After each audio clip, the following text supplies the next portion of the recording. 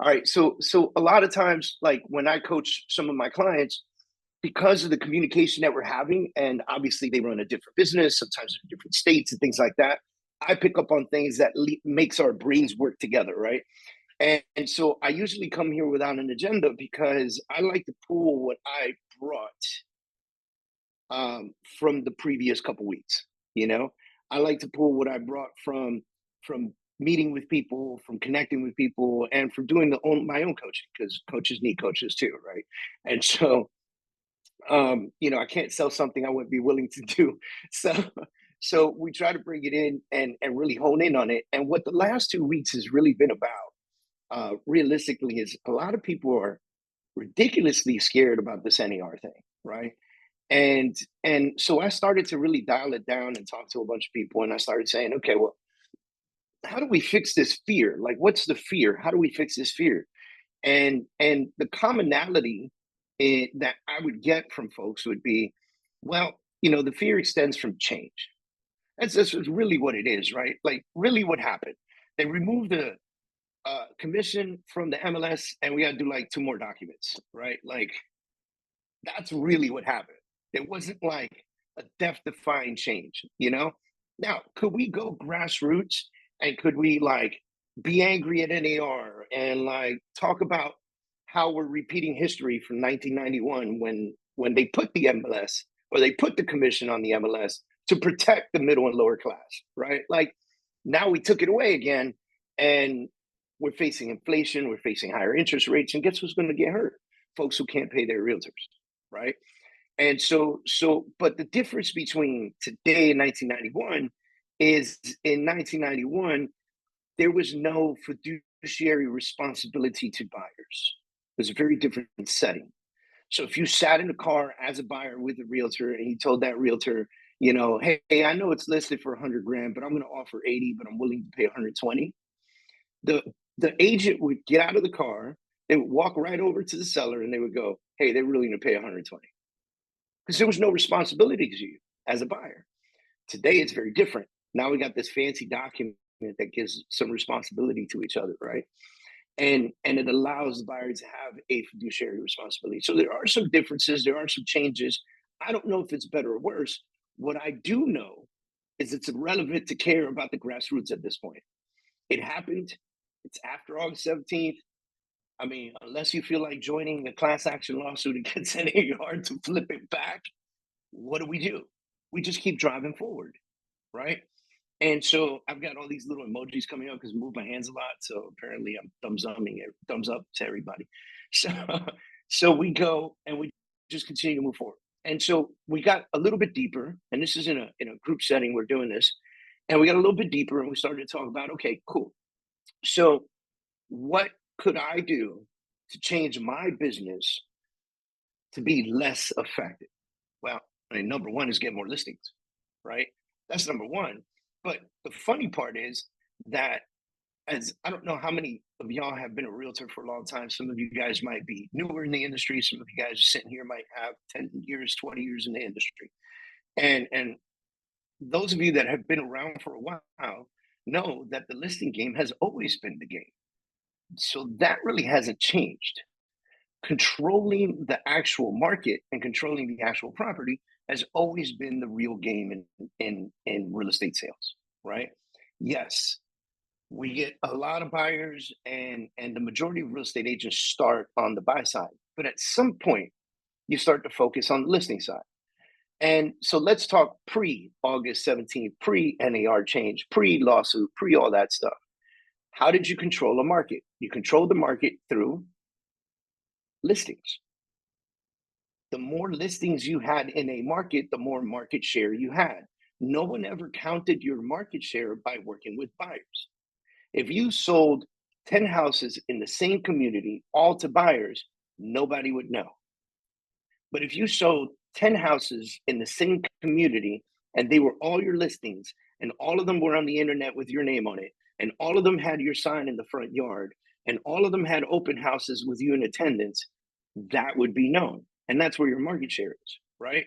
So we look at that and we go, okay, stage one, get more listings. Stage two, adapt your buyers. Now, funny part is I don't know where everybody's from that's on today, but in some states, I think there's like 12, 14 states, it was already mandatory to have a buyer's agency agreement in place, right? So basically almost, a quarter of the United States, if not a little bit more, already had a buyer agency agreement in place. The only thing that's changing for them is that the commission won't be listed on the MLS. And people go, well, the commission was listed on the MLS, this and that. Now we got to negotiate it. Folks, the commission, everything has always been negotiable. Everything. If it goes on the contract, it's always been negotiable. Now you're going to have to up your negotiation skills. But we'll get to that in a second. So we go stage two, train your buyers, create videos, create things that help them understand what's happening and share it with them. Make content on social media that helps buyers understand what's happening. See, the beauty of today is if you tell a buyer, I need you to sign this document before we go tour these homes, and they say, no, I refuse to sign that, and you can't show them the homes, if they try to run to another agent, guess what? That agent's going to do the same thing. Before the rule was in place, we used to say, if your state doesn't require buyer agency agreements, do it anyway. Get your buyer to commit to you. And many folks wouldn't do it. Why? Because typically the folks would say, hey, man, I don't feel comfortable signing that. I know that's not really a part of the system. And they would leave and go work with an agent that didn't require it. So a lot of folks were nervous to do it. Some of you were conquering. Some of you were like, you sign this or you work with me. If you don't sign it, we don't work together. Period in the story. Right? And that's awesome. And you guys are not going to have any problems with the transition. But those of you that were afraid are going to have tremendous problems with the transition. Right? So now we go, all right, stage two is train our buyers. Let them know what needs to be done. Send them emails with what changes happened. Create videos with what changes happened. Do social media posts for your client community. So here's what I see on social media. A lot of realtors bitching about their profession, hoping other realtors chime in. What for? Why are you not using your social media platform to talk to your clients? Why are you not using your social media platform to speak to your avatar, to the people that you are trying to sell to? That's what your social media should be used for. So rather than bitch about your career publicly and be mad about the rules publicly, right? Go in and talk about the changes and let the clients that you potentially could be working with know what changes are happening. Now, I'm giving you this advice, and folks look at me, and if you go to my social media right now, you'll see me post some things about the NAR. And yes, those posts are designed to attract agents. Why? Because I coach agents. So out of 5,000 people who follow me on my personal Facebook page, I promise you 4,990 of them are real estate agents. Okay? That's my avatar. That is my avatar, right? I still run a real estate team. Cool. I have a whole different page for that. But my personal avatar is work with me in real estate, work with me in title, work with me in coaching. That's my personal avatar. And when I say work with me in real estate, it means I'm hiring for my team, right? Like if you're in South Florida and you need to be a part of a team, I'm hiring for my team, right? And so that's what I'm doing. So now let's go stage three. Stage three is massive communication. So we talked a little bit about that in stage two, which is train your buyers, right? But in stage three, oh, wait, let me go back to stage two because there's one part that I left out. Have a pre recorded video that you created explaining how your process works when you work with buyers. Make it short, make it less than 2 minutes. It does not have to be super fancy. Post it up on YouTube. Save the link somewhere on your phone as a favorite, maybe in your notes. And every time you get a new buyer, you say, I'm so excited to start working with you. I'm going to be sending you the document that we discussed so that we can start touring homes called the Buyer Agency Agreement. And also click this link to learn a little bit more about what our process will look like. Again, you're educating your consumer base. You're letting them know exactly what's going to happen, even though Everything you talked about in that video, you probably already spoke to them about on the phone or in person, whatever the case. Does not matter. Give them something they can reference to. How many times have you been to a meeting and then you left the meeting and you look at your spouse and you go, "Oh crap, what did they say about this? Or what did they say about that?" Right? Or was it up or down that they said we had to go? Right? Like you don't remember. So give them something to reference to. Okay. Now, stage three, massive communication. Let's talk advertising. A lot of people associate advertising to strictly spending money on advertising, billboards, bus benches, flyers, postcards, and all of that's great. But additional to advertising, there's marketing. And marketing is simply creating advertising. That's what it is, creating advertisements to put out to the world. I would challenge you to go really hard over the next 90 days, test yourself out, and choose 3 to 4 methods of advertising that don't cost you money, and maybe one method that does if you can. You got the money to do it, do it. Because you need to be marketing and advertising and pushing your name out there at such a level that it needs to be known and recognized by everyone. So here's a challenge. I email a lot. I uh, make phone calls a lot. I post a lot of videos. I create a lot of courses. I do a lot of stuff. So we're going to challenge it, right? How many of you know? And let's use the chat box. And hopefully, those of you that are not on camera, you can use the chat. Let's use the chat box for this and write in here. How many of you absolutely knew that I coach real estate agents? Actually, let me rephrase the question. Let me rephrase the question before you answer. Before you answer, how many of you did not know that I coach real estate agents? Put an N in there, or me, or whatever. Did not know that I coach real estate agents. Okay, not many. Why? Because I talk about it a lot, right? How many of you prior to this call? So Susan raised her hand, right? Uh, Elise says, I did not know. Cool. Awesome. You see what I mean? So, and this is me talking about it a lot. I mean, I host conferences, I host events, I do a lot of stuff. Here we go. How many of you did not know that I've written 3 books?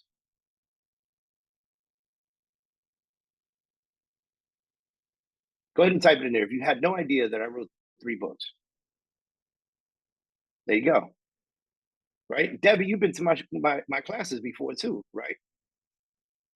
Okay. How many of you did not know that I was, oh, Courtney, you're the man. Courtney showing my 3 books. That's awesome. You're the man, brother. How many of you did not know, right? Like, I'm in real estate, obviously, but how many of you did not know that I am a partner, investor, and president of a title company? Didn't know. Just type me in there. Had no idea. Awesome, right? Now, why am I doing this challenge with you? I'm doing this challenge with you because all of these things that I just told you are 100% true. And all of these things that I just told you, I talk about a lot. And guess what? I still can't hit everybody, right? So it's going to be the constant, massive communication that's going to help you get in front of more people. It's going to be the constant communication that helps you get more listings. It's going to be the constant communication that helps you get more buyers. And the change in method of telling them how your method works will help them understand the process and help you do more work, right? Okay, so now we go and we say, whatever it is that you sell real estate. Great. Where do you sell real estate? You know where that is. Who is your avatar? Who are you chasing? Do you work with first-time home buyers, luxury home builders? Do you work with new construction? Do you work with developers? Do you work with military folks? Do you work with families? Do you like the younger single crowd? Are you into rentals? Are you into sales? Is your average price point 600,000? Is your average price point 2 million? Right? You know your avatar and you know who you're speaking to. So you know what you do, you know where you do it, and you know who you're doing it for. Now go in massive communication and talk to people about it. Choose, like I said, 2 to 3 methods and just go hard every day for the next 90 days. One of those methods, social media posting. Now, when you do social media posting, there are a couple ways to do this, but when you do social media posting, you have to choose a couple platforms, maybe even one, but choose a platform that you're most active in, that you have the most followers in, and that you can be committed to, right? So, like, I have Instagram, I have Facebook, I have X, I have LinkedIn, I don't know what else I have. Like, honestly, I think I have them all, right? Twitter, everything you can imagine. I am most active on Instagram and Facebook. Those are my most active places. So, do we post on LinkedIn and Twitter and all that other stuff? Absolutely, we do, right? But where my most activity and communication, where I get to not only uh, be interesting to people, but I also get to be interested in people and communicate with them on the things that they're doing, is going to be on those platforms, right? So choose a platform, choose an exit, choose a method. Another communication method that you can think about is emails, right? Do you have an email campaign set up? And if you don't, you need one. Can your CRM work for this? Absolutely. If you have a CRM, you can mass email from your CRM. If you prefer to use a email platform, there are things like Constant Contact and MailChimp that you can use to upload all your contacts, name and emails, and send them consistent emails. Now, here's the trick to emails. Send out 3 to 4 informational emails that have nothing to do with what you do. What do I mean by that? Or let me rephrase that have nothing to do with you selling them. 3 to 4 informational emails that have nothing to do with you selling them. They are strictly informational. What does that mean? New restaurant opens up in your market area, judge that restaurant. Taxes are changing in your city, judge those taxes, talk about it, right? New governors in place, talk about the new governor. A festival's coming up, talk about the new festival. The gun and knife shows coming to your neighborhood, post that out there. Community park is doing a food truck event, put that out there, right? What are you doing? You're becoming interesting enough to read. You know what's not interesting? Look at this house, look at this house, look at this house, look at this house. Oh my God, look at me. I'm so fucking cool. I sell real estate. Right? That's not interesting. What is interesting is information that I can actually use. And then on that next email, so that's like 3 to 4 emails you do information on. Then on that next email, you sell them. Hey, by the way, this is what I do. And it doesn't always have to be a house that you have listed. It doesn't always have to be a house that you're trying to sell. It can sometimes simply be a story that you just had with a client. It can sometimes simply be an explanation of what you do on a daily basis. So think about these different ways of selling people, right? One is, sorry, man, my thing keeps working funny. Uh, One is you worked with a buyer recently and you had an experience with that buyer. Remember that experience, write an email and let everybody know about that experience. You don't have to give names, you don't have to give numbers and things like that, but write about the experience so people can read it and learn from it. Those are your storytelling opportunities. You got this listing, you're having an open house, blah, blah, blah. Talk about how you prepare for the open house and maybe some challenges that you face preparing for an open house in that community. People want to know that. Why? Because people are naturally nosy, folks. You know it. I know it.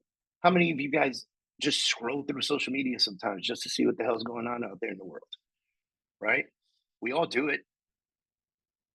We all do it. It's become a part of our lives. So get people to read your content. Get people to when they see your name to want to open your email. That way, when you go to sell them and you go, the story starts to sound a little bit the same. And it goes, I was out this weekend with a good friend of mine. looking at some homes that they were thinking about buying in the community of X. And funny enough, they fell in love with this house that was a 3 bedroom, 2 bathroom. It had this beautiful pool in the back. And my client, who's my friend's biggest concern was that the pool was not secure. And they have a 1 year old baby, right? Like, tell the story, you know?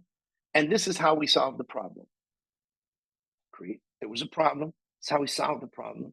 And by the way, at the end, you go, this is this is something I can also do for you. Are you looking to buy and sell real estate, so forth and so on? Give me a call. Let's talk real estate. Then 3 informational emails and then another one. Now, you can, in one of those selling emails, put your listing up for sure. And I'm so excited to announce this new home that I'm selling. I would love for you guys to take a look at it. Here's the link. Now, let's talk about those emails real quick. Which emails do you guys prefer? We'll use the chat box for this. When you receive an email, do you prefer a simple 2 to 3 sentence email with a link to go look at it if you're interested in looking at it? Or do you prefer the email that has a bunch of pictures of the house and then there's like a description in there somewhere, and then there's like a bunch more pictures and then there's some video link somewhere? So like bunch of pictures or simple 2 to 3 liner? Which one do you guys prefer? Write it in the chat box.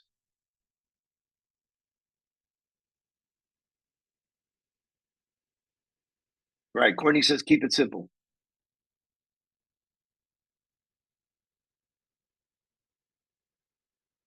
Let's see. Simple. Simple. I'm bad with email. Susan, you got to get good with email. Right? You got to get good with email. It's very easy to say I'm bad at something. Get good at it. Because email communication, believe it or not, when you think about the way things are sold today, right? Online items. You sign up for something online, and what do you start getting? A lot of emails, right? And sometimes you sign up and you don't complete the sale. What's the email that you get next? You left something in your cart, right? You get those emails. Believe it or not, the majority of times online sales are completed by email. Think about how interesting that is. So if I choose 2 to 3 outlets, and one of those outlets is my social media, I'm going to commit to posting on a daily basis on my social media, and I'm going to choose Instagram and Facebook. Those are going to be my outlets. And then I'm going to do email. So every single day, I'm going to write an email to my consumer base, right? And what am I going to write an email about? What am I going to post about, David? I don't know. Figure it out. That story or that content or whatever it is that we were talking about earlier, the new restaurant, the this, the that, blah, blah. You can actually write an email and then post a video content about the same exact thing. It's okay. Because some people are going to read it on Facebook, and some people are going to read it on Instagram, and some people are going to read it on the email. It's okay. It's okay. Now, the next avenue of communication is my absolute favorite avenue of communication, and it is the one of the oldest forms of communication, and it's simply picking up the damn phone and making calls. And I know you're gonna hate this, but if I ask you, not if you tell me, Dave, I don't really like making calls, my question to you is gonna be, cool, how's that working for you? And then you got to get real with yourself. You got to ask yourself, if I picked up the phone every day and called 20 people a day, 20 of my contacts every single day, or 20 of the leads that came into my system every single day, and I made it a point to stay in massive communication with people and remind them what I do for a living, how much more real estate would I sell? How much more would I be trusted? So now imagine if you chose these 3 methods. Folks are seeing your email, folks are seeing you on social media, and they're getting calls from you. How can they evade you? They can't. They can't evade you because the ultimate situation we have right now is that people are nervous. You guys have this advantage. You've got this training, and you probably attend other trainings too, and you're learning these tips and these tricks. Not really tips and tricks. They're standard methodology. They're foundation work for any business. You sell real estate, you sell bicycles, you sell cars. This is the foundation work right here, right? No matter what you sell. That being said, you know that you're in position to pick up the phone, make the calls, to pick up your phone and make a quick video and post it on social media, to pick up your laptop and send out a mass email every single day. By the way, this entire thing with the email and the post probably take you a whopping 20 minutes of your day. And then you spend a couple hours making phone calls and make them work for you. Now, here's why I give you all of this, and I started with the NAR thing. A lot of people are saying they believe less business is going to be out there. But here's another true story. There's going to be less agents out there too. And for the ones that do remain, there's going to be a difference between you who are empowered, who are learning, and who are doing the job, and the other ones who are scared and not capable of doing the job. And you get to be the one that is empowered out there, making the calls, posting the messages, getting the emails out, constantly staying in front of people, getting super hyper methodical on your push forward with these folks, right? Staying in constant communication with people and doing it for one of the best reasons in the world. You get to change their lives by helping them with home ownership. Holy shit, folks, man, I love saying that out loud. All of you are real estate professionals, right? All of you are mortgage lenders or real estate professionals.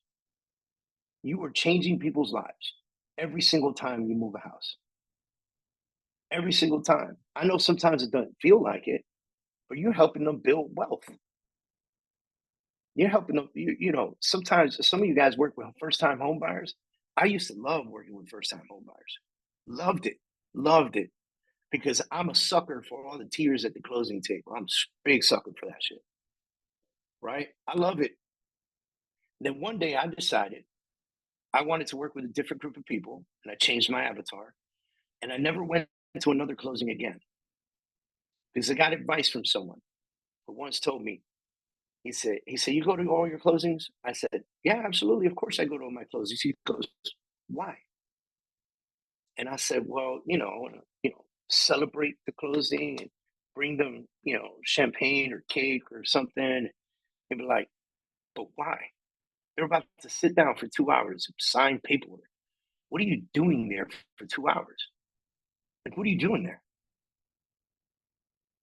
And I was like, man, I guess you're right. When do I bring the champagne? He said, when they get in the house. Go knock on the door and bring them the champagne, bring them cake, bring them pizza, bring them whatever you want. And I said, okay, but come on, it's the closing table. He goes, you know who makes the most money at the closing table? The realtor. So if there's something off on the numbers in that closing statement, and that buyer has to come up with another $1,000 to get the deal done for some odd reason, who's the first person they're going to look at for that credit? You're sitting right there. You volunteered yourself. Never went to another closing again because it happened to me. Never went to another closing again. So the advice I give my clients is, if you're not going to closings and you're following that advice, find out when your clients are moving into their house.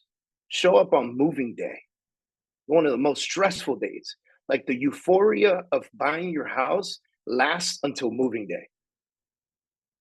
I don't know about you guys, but when you buy your house, you're excited. You sign all this paperwork. They give you this big folder with all your paperwork inside of it. You get your keys. You go to the house. You open the door. It's empty. It smells weird, but it's yours. It's cool. You walk around. You do, fake snow angels on the floor. You start opening drawers in the refrigerator and shit. You're calling the power company and, you're saying hi to the neighbors. And then you got to pack. And then all this euphoria goes away. And the most stressful day is moving day, right? Show up on moving day when they get in the house, and show up with food and water and drinks and pizza for the kids. That's game changer. That's relationship development. That beats any closing gift in the world. Y'all trying to give people knives for closing gifts. Yeah, I can appreciate that, right? But the biggest closing gift is to meet them at their time of need. My wife, who's the chief operating officer of our organization, of our coaching company, she is very big on find the problem, find the problem the client is having, create the solution for them. That's how you become valuable, right? And it's something I consistently teach and it's something I consistently learn. But oftentimes we find ourselves in a position where we are not pushing that out there enough. So if you understand your avatar's problem, you can discuss topics on the problem. There's more content pieces. Like, what are the biggest issues veterans have trying to buy houses? What are the biggest issues sellers are having right now in your community to sell their homes? What are the biggest issues that buyers are facing right now in the changes in the market? Talk about that. Create the solution for that problem, and then go from there. All right, guys. Anybody? We lost some people, so we got a little bit of a group here. You can unmute yourself if you got any questions or anything like that. We've got. Let me see. I got about 10 minutes that we can roll if we need to. If anybody has any questions or anything like that, I'd be happy to chat with you on and answer. If not, we can jump off. I hope today was helpful. Was today helpful, guys? Give me a thumbs up if you're good. Today it was helpful. Thank you, Mr. David. It's very good what you're just saying. Thank you, Mar. I appreciate you. I appreciate that, Matt. Hey, David, talking about content and things like that. One of the things I kind of, I had to take a break there because of my health. And now I'm back and kind of got a plan going. And I want to kick it out there, and it kind of falls in exactly what you were talking about. One of the things I want to do is build a blog, right? Blog about either first-time home buyer and or probate, because I do some probate work too. That's what I'm really hard leaning into now, and getting some content together with an attorney to do that. And part of it is doing a blog, and then I want to be able to do a newsletter to chase it and do some of the emails as a newsletter. So basically take the blog, chop it up into a newsletter, use that for my emailing, and then take pieces of the interview with the attorney, or even just me doing headshots like this, start putting that out on my out on my social. So it's kind of one topic or one thing that I'm going to do each week as my content for the week, the month, for the next 90 days. That's kind of, man, I've been sitting here and I've been putting it all together in the last day or two. And does that kind of fall in line what you're talking about there? You think? Yeah. So let me give you some tips on this, right? So pick 10 strong topics that you're going to discuss probate with the attorney with, right? And then interview the attorney on those 10 topics. Go slow, go easy on those topics, and have a good, strong hour 20-minute video, right? Like interview video, right? And then what you want to do is you then want to chop that video up into those 10 topics, and then chop each one of those topics into 60-second reels, right? And so, hey, Michael, are you still there? Yeah, I'm there.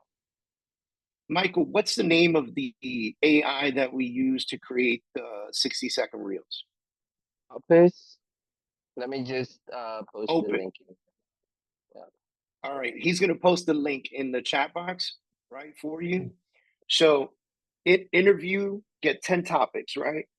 Do the long interview. Take that whole video, go to CapCut, chop up the 10 topics, okay? Then take each one of those 10 topics, load them up into Opus, and Opus is going to chop it up into 60-second reels. So now what you've just created is on your YouTube, you have the full video. Then you have the 10 topics. Then you start running YouTube shorts with the clips, and the clips give you content for social media, right? Now you take your blog, you create the blog, you can do it one of two ways. You can write it yourself, or you can transcribe the video and make that the blog. Gotcha. Put that on your website, right?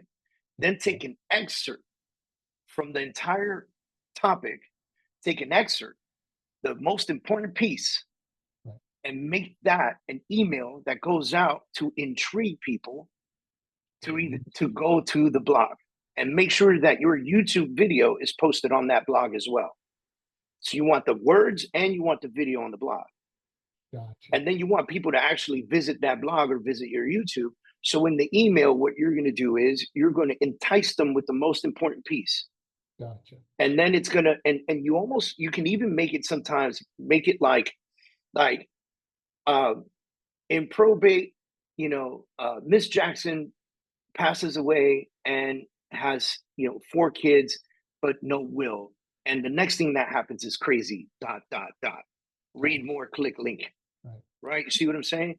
And so they click the link. The video in the emails for the no email need. You want them to you want them to YouTube. click the link to your blog, Okay. so that they can see that the video Gotcha. and the blog are posted there.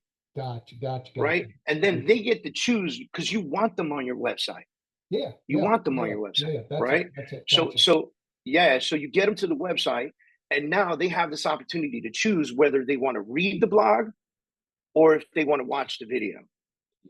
Gotcha. Either way it works, because if they watch the video, you get a double hit, a triple hit. They opened your email, 1, 2, they went to your website, 3, they now are giving you a YouTube play. Yeah. With some timing, right? Gotcha. And then what you do with your 60-second clips is you space those out for time. So imagine if those 10 topics give you 5 clips each. That's 50 posts, right? So you schedule that over time, and you say, for the next 50 days, I'm going to post 1 a day. And in the content, you're going to write out what that clip is about. Right. But then you're going to guide people, watch the full video on YouTube. Watch the full video on YouTube, right? Watch the full video on YouTube. On the 10 clips, when you put the 10 clips on YouTube, the 10 topics, right? In the description, you could say, this is topic number 2 of 10. Watch full video here, and put the link to the full video. So you get to choose if they want to. Now, for the folks that watch that and then they go, man, this was an interesting video, let me go watch the full video. Now you're getting double plays. You're getting people to stay on your channel. Right. Yeah, because I was looking at making it a playlist where, like you said, you chop it up and have one long one, but then have some of the shorts underneath it as a shorts playlist, and then absolutely, because the shorts, next long term, next long video, next long video, next long video. If it's just probate, they go click the probate, and there's the probate playlist, right? And then if we're looking at new builds, then we'll have a new build playlist. But that's kind of how I set it up too, man. Cool. And think about how crazy this is. This is potentially 50 emails time plus 50 YouTube shorts plus 10 topics plus 1 long video plus 50 Instagram posts plus 50 Facebook Reels, plus if you want to throw it on LinkedIn or any other place, you're talking in a matter of 50 to 60 days, you could potentially have a few hundred posts. Based in different places. Yep, that's what right? That's what I'm looking at. Yeah. And so you're converging everybody into your universe. Yeah. And you're talking about one topic. Yeah. Well, I'm trying out, I just got a new studio load up, but it's called Riverside.fm. Michael might want to take a look at it. Yeah, I'm familiar with Riverside. Yeah, that's really sweet. I just did the test runs on it yesterday on a webinar. Yeah, it's brilliant. I use their competitor StreamYard. Right. Yep. I looked at both of them, but this one's got some AI stuff in it, and it will do some of the captioning and stuff, and you can actually change the text stuff. Really very similar to what CapCut does for us, but it's all inside the studio. It's pretty cool. So, and it helps with the audio as well. It retracts your audio. Yeah. So like when you're not using our pro mics like we have, when you're just using open like they're on your computer or whatever, it really cleans it up, man. It adds a lot of bass and takes all the noise out. And by the way, guys, Riverside is a program that he's using for interviewing and doing podcast recordings and things like that. And you could even like record yourself without having to interview anybody else. And And Riverside is super inexpensive, and it's right there on your computer, and it's really, really easy to use. I use one called StreamYard, also very inexpensive, very easy to use. You could even go on StreamYard and you could cast live to multiple social media platforms at the same time if you wanted to record a cool podcast or something like that. Yeah. You know, And they just added that to Riverside as well. So we can live Yep. on YouTube and on Facebook now too. There you It's go. like $10 a month extra, but it's only $10, you know. But Yeah, yeah, it's you $10, can put all your guys. live stuff out as well. Yeah. Pretty cool. Pretty cool, man. Yep. All right, guys. If there's Thanks, nothing Dave. else, We appreciate you, man. yeah, of course, We Courtney, man, of appreciate course, your depth and you sharing with us, brother. We do appreciate it, man. absolutely, man. Anything you guys need, you know where to find me. Guys, if you're in my next two events, just FYI, September 26th, I am in Chesapeake, Virginia. So if anybody's in the Chesapeake, Virginia area, and October 10th, I'm going to be in San Antonio, Texas. I'm back here in San Antonio, Texas, October 10th. Both of those events it's what we call Freedom Day, which is a 4-hour immersive in-person training event. And so if you want to go to either of those events, or if that's in your neighborhood, Michael just put the link on there, but it's afreedomday.com. It's afreedomday.com. Okay. All right, guys, y'all take it easy. Happy to see everybody today. Have a great day, everybody.